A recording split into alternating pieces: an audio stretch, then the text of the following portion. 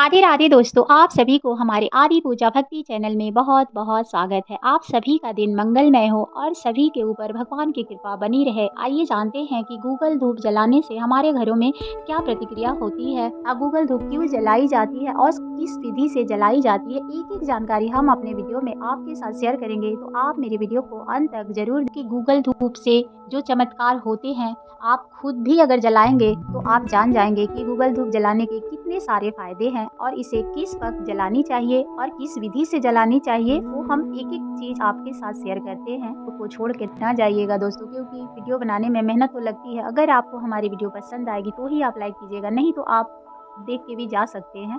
तो आइए हम आपको बता दें। तो गूगल धूप जलाने के कई सारे फायदे हैं, लेकिन अगर आप इसे जलाते हैं तो आपके घर की वातावरण तो शुद्ध हो ही जाती है। अगर आपके परिवार में मान लीजिए बहुत तनाव है, आप बहुत परेशान हैं, हमेशा कलेश बना रहता है, तो कहा जाता है कि गूगल धूप अगर आप जलाते हैं तो तनाव से मुक्ति तो मिल ही जाती है। घरों में अगर लगातार झगड़े कलेश होते रहते हैं, उस घर में निगेटिविटी का मतलब वास समझिए हो ही जाता है। तो अगर आप गूगल धूप हफ्ते में 2 दिन भी जलाते हैं ना, तो भी आपके घर में जो झगड़े हो रहे हैं, चाहे फिर कहा जाता है कि निगेटिविटी के कारण थोड़ी बुरी शक्तियाँ भी वास करने लगती है आपके घरों में, और सपने में आपको कुछ ना कुछ दिखाई देने लगे, या फिर आपके घर में बिल्कुल भी शांति नहीं हो, आपके बच्चे चाहे आपके बड़े जो भी हैं ऊँची आवाज़ में ज़्यादा बात करने लगते हैं, तो समझ जाना चाहिए कि हमारे घर पे निगेटिविटी का वास हो चुका है और जो निगेटिव ऊर्जा है उसकी शक्ति थोड़ी बढ़ गई है। तो इस टाइम आपको बस पूजा पाठ तो आप करते ही हैं, वो सभी के घर में होती है।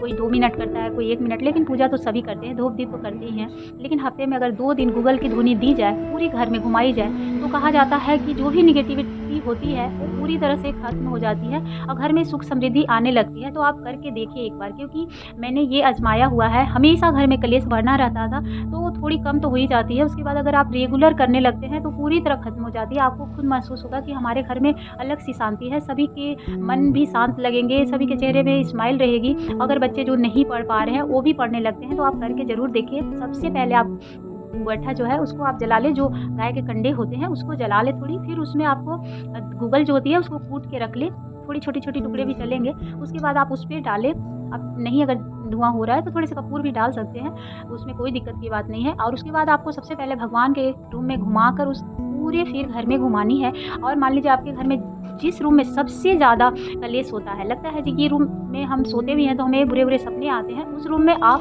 पूरे घर में घुमाने के बाद वहीं पे रख दें। जितनी देर उसमें धुआँ रहेगी वो आपको फैलती रहेगी। आप देख सकते हैं कि धुआँ थोड़ी इधर-उधर होने लगे तो समझ जाइए आपके घर में जो भी नेगेटिविटी बहुत ज़्यादा है वो खत्म हो रही है और आपका मन शुद्ध लगेगा। आपको खुद एक अलग एनर्जी फील होगी। आपको लगेगा जी मैं जब से गूगल जला रही हूँ मेरे घर में सुख समृद्धि तो है ही, साथ में आपका मन शुद्ध लगेगा। सभी परिवार जो हैं एक दूसरे से मीठी वाणी बोलने लगते हैं। तो ये आजमाया हुआ है, क्योंकि पहले हमारे बड़े बुजुर्ग अपने घरों में धूनी ज़रूर देते थे, और ये आप शाम के समय करें तो बहुत अच्छी बात है, क्योंकि शाम के समय ही आप पूरे घर में दिया जब जला लेते हैं, दिखा लेते हैं, उसके बाद कुछ देर बाद आपको ये करनी है, थोड़ी अंधेरी हो जाए तो अब उस टाइम आप करके देखिए। और उसके बाद आप जिस रूम में ज़्यादा दिक्कत है वहीं रखें। अगर आपको लगता है जो घर में लक्ष्मी का भी वास नहीं हो रहा है तो आप अपने मेन दरवाजे पे भी रख सकते हैं। लेकिन अगर घर में कलेश बहुत ज़्यादा है, शांति नहीं है, बच्चे को पढ़ने में बिल्कुल मन नहीं लगता है, तो आप उसी के रूम में रख सकते हैं। तो इस तरह से आप पूरे घर में बारी-बारी रखकर आप देख सकते हैं कि आपको खुद ही उस रूम में आपको बैठने का, बात करने का अलग ही मतलब एनर्जी महसूस होने लगी। आपको अलग ही वातावरण अपने घर का लगेगा, पूरा मन शुद्ध होते रहेगा और सभी के वाणी में मिठास आ जाएगी। आपको तनाव से भी मुक्ति मिलती है, तो आप ज़रूर करें। इससे आपके घर के वास्तु भी दूर होते हैं और जो भी मतलब इसको अपना मतलब आज़माया हुआ नुस्खा है, अगर आप भी आज़मा के देख सकते हैं, किसी के कहे पे ना जाएँ। आप ये हमारे पुराने ज़माने से चलती आ रही है, तो आप ज़रूर से ज़रूर करें। तो ये गूगल का जो धूप होता है इत्र की तरह सुगंधित होता है और इससे मीठी-मीठी सी सुगंध पूरे आपके घर में फैली नज़र आएगी अगर आप इसको जलाते हैं तो। अगर आपके घर में सुख शांति है, तो भी आप इसको जलाएँगे तो एक मीठी-मीठी सी सुगंध पूरे घर में फैल जाती है और इसकी धुनी आप मंगलवार और शनिवार को दे सकते हैं। अगर आप रोज़ दें तो बहुत अच्छी बात है, और अगर आप नहीं दे सकते तो 2 दिन ज़रूर दें। घर की नेगेटिविटी पूरी तरह दूर हो जाती है। इससे दिल और दिमाग का दर्द में भी राहत मिलता है। कहा जाता है कि मस्तिष्क जो होता है वो भी शांत होता है। गूगल की जो धुनी और ये उसकी मिठास की खुशबू जो होती है धीमी-धीमी, उससे आपका मन भी शांत होता है और सर में जो दर्द रहता है वो भी कम हो जाती है। क्योंकि इससे मतलब मान लीजिए कि अगर आपके घर में किसी का नज़र दोष लग गया है, किसी ने आपके घर को नज़र दोष लगा दिया है, तो उससे भी छुटकारा मिल जाता है। इसलिए गूगल धूप आपको रोज़ाना ज़रूर जलानी चाहिए।